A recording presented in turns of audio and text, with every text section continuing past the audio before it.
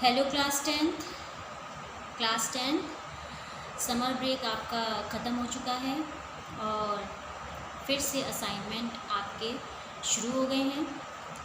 Assignment की बात करने से पहले बच्चों, मैं पुराने असाइनमेंट की बात करना चाहूँगी कि आप लोग अभी भी असाइनमेंट सेंड नहीं कर रहे हैं। आपका समर ब्रेक भी ख़त्म हो गया है। उसके बावजूद जिन बच्चों ने पहले असाइनमेंट सेंड नहीं किया था, अभी भी असाइनमेंट सेंड नहीं किया है।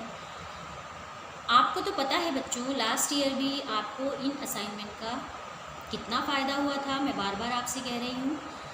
और अब जैसा कि आपको पता चल ही गया है कि आपके फर्स्ट टर्म एग्ज़ाम होंगे 20th के बाद, 20 तारीख के बाद आपके फर्स्ट टर्म एग्ज़ाम होंगे। तो आप लोगों को इस बार भी इन असाइनमेंट्स के मार्क्स मिलेंगे। इन एग्ज़ाम्स से पहले आपके 10 असाइनमेंट जाने हैं बच्चों, और 10 असाइनमेंट के आपको 20 नंबर मिलेंगे।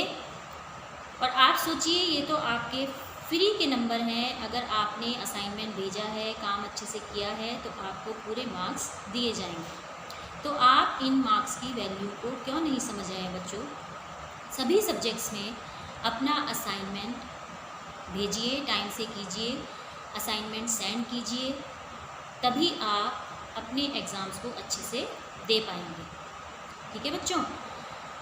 अब जैसा कि आपको पता है, समर ब्रेक से पहले आपका जो आपकी पुस्तक है एकांकी संचय, उसका पाठ चल रहा था। लास्ट चैप्टर में आपको पढ़ा रही थी, लास्ट एकांकी में पढ़ा रही थी इस बुक की दीपदान, जो कि काफ़ी लंबी है।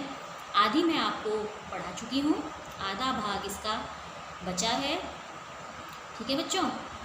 तो चलिए, जितना पढ़ाया था उससे आगे कंटिन्यू करते हैं। और जो नेक्स्ट वीडियो होगा उसमें मैं आपको लैंग्वेज का बताऊंगी। वैसे तो आपको पता है पेपर पैटर्न क्या है आपका। 40 नंबर का यदि आपका असेसमेंट का ये पेपर बनेगा, ये जो फर्स्ट टर्मिनल एग्ज़ाम है आपके 40 नंबर का पेपर बनेगा आपका। उसमें से 20 नंबर का लैंग्वेज और 20 नंबर का आपका लिटरेचर में आपकी 2 बुक और लैंग्वेज में आपकी जो बुक है उस पोर्शन में से आएगा। जो पेपर पैटर्न है वही पेपर पैटर्न होगा। लास्ट ईयर भी आपने एग्ज़ाम दिया है, तो आपको दिक्कत नहीं होगी। तो नेक्स्ट वीडियो में मैं लैंग्वेज के बारे में बताऊंगी। जितना चैप्टर ये अभी हो जाएगा उसको अभी कराती हूँ, और अगर शेष भाग इसका कुछ बचेगा तो वो मैं नेक्स्ट वीडियो में कराऊंगी, और थोड़ा सा लैंग्वेज का आपको बताऊंगी ताकि आप अपने एग्ज़ाम्स अच्छे से दे पाएँ। तो चलिए, अपना चैप्टर दीपदान हम शुरू करते हैं, जहाँ पर मैंने ख़त्म किया था पेज नंबर 95 पर। 95 से आगे कंटिन्यू करते हैं। पन्ना और शामली की बातचीत चल रही होती है। शामली पन्ना से कहती है कि किसी तरह से कुंवर जी के प्राण बचाए जाने चाहिए। पता है कि कुंवर जी के प्राणों की रक्षा करना कितना ज़रूरी था पन्ना के लिए। बनवीर उसकी हत्या करने के पीछे पड़ा था, तो पन्ना वही उपाय सोचती रहती है। आगे देखेंगे। पन्ना कहती है, अगर सामंत और दरबारी जो हैं, सामंत हैं जो महल के दरबारी हैं, अगर मेरा साथ नहीं देंगे कुंवर जी को बचाने में, तब मैं स्वयं तलवार लेकर कुंवर की रक्षा करूंगी। कहती है, अगर ऐसा हुआ कि सामंतों ने मेरा साथ नहीं दिया, किसी ने भी मेरा साथ नहीं दिया बनवीर के खिलाफ, तो मैं स्वयं तलवार लेकर कुंवर की रक्षा करूंगी, भैरवी बनकर युद्ध करूंगी। क्या कहा उसने? कि भैरवी बन जाऊंगी, युद्ध करूंगी, मरते मरते मैं उसकी तलवार के टुकड़े कर दूंगी। उसके और मेरे कुंवर के बीच में मेरे खून का समुद्र लहराएगा, जिसे वह इस जीवन में पार भी नहीं कर सकेगा। क्या कहा उसने? कि बनवीर जब कुंवर को मारने आएगा तो उसके और मेरे बीच में क्या लहराएगा? खून का समुद्र लहराएगा, जिसे वह इस जीवन में भी पार नहीं कर सकेगा। शामली कहती है, उसके साथ सैनिक भी हो सकते हैं धायमा। कहती है, इतना ज़्यादा एक्साइटेड मत हो सकता है उसके साथ कुछ सैनिक भी हों। अकेली तुम उससे युद्ध कैसे करोगी? युद्ध में तुम्हारे प्राण जाएंगे, और अगर तुम्हें युद्ध में कुछ हो गया तो कुंवर जी को फिर कौन देखेगा? कुंवर जी की रक्षा कौन करेगा? फिर तो कुंवर जी भी नहीं बचेंगे। पन्ना कहती है, तो फिर क्या करूं? शामली, घुटने टेक कर कुंवर की जीवन भिक्षा मांगूंगी। यदि ऐसा हुआ तो उसके आगे गिर जाऊंगी, अपने घुटने टेकूंगी और कुंवर की जीवन भिक्षा मांगूंगी। बनवीर मनुष्य है, उसके मन में कुछ तो दया होगी। अपने मन को तसल्ली देती है। वो भी जानती है कि बनवीर कितना गया बीता आदमी है, लेकिन अपने मन को तसल्ली देती है कि जब मैं ऐसा करूंगी तो उसके मन में कुछ तो दया होगी, तो वो मुझे माफ़ कर देगा, कुंवर को भी छोड़ देगा। शामली कहती है राजा की हत्या करने के बाद क्या दासीपुत्र मनुष्य है? जब उसने विक्रमादित्य को मार डाला, उसको मारते हुए उसका कलेजा नहीं कांपा, तो क्या वो दासीपुत्र मनुष्य है? वह जंगली पशु से भी गया बीता है। क्या कहा शामली ने? कि वो तो जंगली पशु से भी गया बीता है। पन्ना कहती है फिर मेरे कुंवर कैसे बचेंगे? कैसे बचेंगे मेरे कुंवर? शामली कहती है इसका उपाय मैं क्या बताऊं धाय माँ, मैं तो महल की एक परिचारिका हूँ। कहती है मैं इसका उपाय क्या बता सकती हूँ, मैं तो महल में काम करने वाली एक सेविका हूँ, मैं क्या कहूँ। पर इतना कहे जाती हूँ कि वह क्रूर और अत्याचारी बनवीर आता ही होगा। सर्प की तरह उसकी भी दो जीभें हैं। कहती है जैसे सांप की दो जीभें होती हैं, उसी तरह उसकी भी दो जीभें हैं जो एक रक्त से नहीं बुझेगी। विक्रमादित्य के खून से उसकी प्यास नहीं बुझेगी, उसे दूसरा रक्त भी चाहिए, और वह है कुंवर का। तुम कुछ बोल नहीं रही हो धाय माँ? कहती है अब तुम मेरी बात सुन के कुछ बोल नहीं रही हो, जवाब नहीं दे रही हो, आंखें बंद कर क्या सोच रही हो?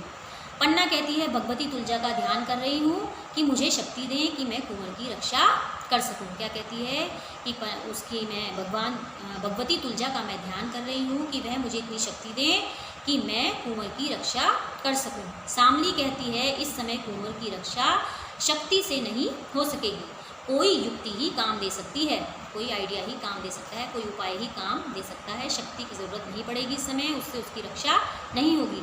चौंक जाती है एकदम से शामली, कहती है कौन आ रहा है? पन्ना जोर से, दरवाजे पर कौन है? कीरत बारी का प्रवेश। चैप्टर के शुरू में मैंने आपको कैरेक्टर बताए थे, उसमें कीरत बारी का जिक्र आया था। कीरत महल में काम करने वाला बारी है, यानी कि जूठी पत्तलें उठाने का काम करता है, वो आता है। कीरत कहता है अन्नदाता कीरत बारी हो, धाय माँ के चरण लागो। पन्ना कहती है कीरत तुम हो, आ गए, बाहर तो कोई नहीं है।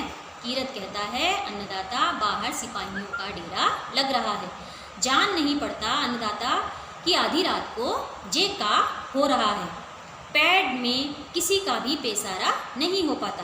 कहती है यहाँ तो किसी का भी, वो क्या कहता है कीरत बारी, सॉरी, वो कहता है कि इतना ये महल में क्या हो रहा है, हर तरफ सिपाही ही सिपाही नज़र आ रहे हैं, महल में किसी का भी प्रवेश नहीं हो पा रहा है, मैं तो बारी हूँ, इसलिए किसी ने कुछ बोला नहीं। कहता है मैं तो एक जूठी पत्तल उठाने वाला बारी हूँ, इसलिए किसी ने मुझे नहीं रोका। पन्ना कहती है तो तुम बेखटके चले आए, मतलब तुम ऐसे ही चले आए। कीरत कहता है अन्नदाता मैं तो जूठी पत्तल उठाता हूँ, कोई मालमत्ता तो मेरे पास है नहीं, टोकरी है और उसमें पत्ते हैं। कुंवर जी ने बयारू कर ली धाय माँ, तो मैं जूठन पाल लूँ। बयारू मतलब संध्या के समय, यानी शाम के समय जो भोजन किया जाता है उसे बयारू कहते हैं इनकी भाषा में। तो वो कहता है अगर कुंवर जी ने शाम का भोजन कर लिया है तो मैं जूठी पत्तल उठा लूँ। पन्ना कहती है नहीं। कीरत कहता है कुंवर जी जुग जुग जी धाय माँ, जब से कुंवर जी बूंदी से आए हैं तब से सगर महल में उजियारा फैल गया है। कहता है जब से वह बूंदी से आए हैं सारे महल में उजियारा ही उजियारा हो गया है। राणा विक्रमाजीत जब हर भजन करेंगे तो धाय माँ अपना चोर छत्तर कुंवर जी को ही तो सौंपेंगे। बताता है कि जब वो राणा विक्रमादित्य मतलब भगवान जी को प्यारे हो जाएंगे तो जो अपनी वो गद्दी का जो काम है, जो राजा का काम है, वो कुंवर जी को ही सौंपेंगे। और जब कुंवर जी राणा होवेंगे तो सगर जहान उनको बंदगी करने आएगा। कहता है और जब कुंवर राजा बन जाएंगे तो सारी दुनिया जो है उनको सलाम करने आएगी। सच जानो धाय माँ, कुंवर जी के स्वरूप दर्शन दाखिल हैं, मैं तो उनके लिए अपनी जान तक हाजिर कर सकता हूँ। क्या कहता है? मैं तो उनके दर्शन के लिए भी अपनी जान तक हाजिर कर सकता हूँ। थोड़ा रुकता है, धाय माँ कुछ सोच रही हैं? कीरत कहता है धाय माँ आप कुछ सोच रही हैं? पन्ना चौंक जाती है, कहती है हाँ मैं सोच रही हूँ। शामली से कहती है तुम बाहर जाके देखो सिपाही कहाँ कहाँ खड़े हैं और कितने सिपाही हैं। शामली कहती है बहुत अच्छा धाय माँ, मैं जाती हूँ। पन्ना कहती है तो कीरत तुम कुंवर जी को बहुत प्यार करते हो? कीरत कहता है अन्नदाता प्यार कहने में जबान पर कैसे आए, वो तो दिल की बात है, मौके पर ही देखा जाता है। और कहने को तो मैं कह ही चुका हूँ कि उनके लिए अपनी जान तक हाजिर कर सकता हूँ। पन्ना कहती है जान तो हाजिर कर सकते हो। कीरत कहता है ऐसी बातों में तीन तिरबाचा नहीं करते, मतलब ऐसी बातों में ऐसी पूछताछ नहीं करते, मौके पर ही देखा जाता है, यह तो जब अवसर आएगा तभी देखा जाएगा। पन्ना कहती है तो वह मौका आ गया है कीरत। कीरत कहता है मौका? कैसा मौका? पन्ना कहती है कुंवर जी को बचाने का। कीरत कहता है कौन के सिर पे भैरू बाबा की आंख चढ़ी है जो कुंवर जी का बाल भी बांका कर सके। और कीरत के रहते धाय माँ हंसी तो नहीं कर रही है अन्नदाता? पन्ना कहती है नहीं कीरत, हंसी का समय नहीं है, कुंवर जी के प्राण संकट में हैं। कीरत कहता है कौन है जिसने सूरज पे धूल उछाली है? पन्ना कहती है बनवीर। कीरत कहता है अरे वो बनवीर जो महाराणा विक्रमाजीत के दरबार में बंदर सरीखा नाचता है। क्या कहता है कीरत? अरे वो बनवीर जो महाराणा जी के विक्रमादित्य के दरबार में बंदर के जैसा नाचता है। पन्ना कहती है बहुत बातों का समय नहीं है कीरत, बोलो कुंवर जी को बचाओगे? कीरत कहता है तो मैं तलवार ले आऊं? पन्ना कहती है तलवार लाने का समय नहीं है, इस समय लड़ने से काम नहीं चलेगा, कोई तरकीब लगानी होगी। कीरत कहता है हुक्म दे अन्नदाता। पन्ना कहती है भवानी तुलजा ने मेरे मन में सब उपाय सुझा दिए। क्या कहती है? भवानी तुलजा ने मेरे मन में सारे उपाय सुझा दिए हैं। कीरत कहता है हाँ, ध्यान तो कर रही थी आंखें मूंद के, तो भवानी ने कौन सा हुक्म करा? पन्ना कहती है उसे मानोगे? कीरत कहता है अन्नदाता सिर माथे, सिर चढ़ा के मानूंगा। पन्ना कहती है अच्छा तो सुनो, तुम बारी हो, तुम्हें बाहर जाने से कोई नहीं रोकेगा, तुम तो टोकरी में जूठी पत्तल उठा के जाते ही हो। कीरत कहता है ठीक कहती हैं अन्नदाता, आते वक्त भी मुझे किसी ने नहीं रोका। पन्ना कहती है तो तुम कुंवर जी को टोकरी में लिटाकर उन पर गोली पतलें डालकर महल से बाहर निकल जाओ। मतलब अपनी टोकरी में जिसमें वो जूठी पतलें उठाता था उसमें तुम कुंवर जी को लिटाओ, ऊपर से गोली पतलें उस पर डालो और कुंवर को महल से बचाकर ले जाओ।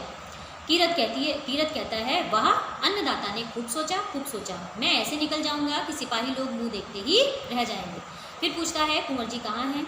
पन्ना कहती है सो रहे हैं, आज भूमि पर ही सो गए, उन्हें धीरे से उठाकर अपनी टोकरी में सुला लेना। मतलब वो उठने ना पाए, उठेंगे तो पूछेंगे कहाँ ले जा रहे हो। कीरत कहता है अन्नदाता उनको पता भी नहीं चलेगा कि कहाँ से कहाँ जा रहे हैं, कैसे सो रहे हैं। पन्ना गहरी सांस लेती है, चित्तौड़ का राजकुमार पत्तल ओढ़ के सोएगा, यह कभी किसी ने सोचा होगा? कौन जानता था। कीरत कहता है यह सब भाग्य की बात है अन्नदाता, आज पत्तल ओढ़ के सोएंगे, कल साल दुशाला ओढ़ेंगे। मतलब अगर आज उनकी जान बच गई तो कल राजा बनेंगे, साल दुशाला ओढ़ेंगे। पन्ना कहती है तो तुम जाओ जल्दी करो। कीरत कहता है बहुत अच्छा अन्नदाता, कुंवर जी कहाँ हैं? पन्ना कहती है मेरे कमरे में नीचे ही सो गए हैं, तुम उन्हें उठा के तो ले जा सकोगे? कीरत कहता है अन्नदाता अगर हुक्म दें तो बनवीर तक को सिर पे उठा के ले जा सकता हूँ, अगर आपकी आज्ञा हो तो मैं बनवीर को भी सर पर उठाकर ले जा सकता हूँ।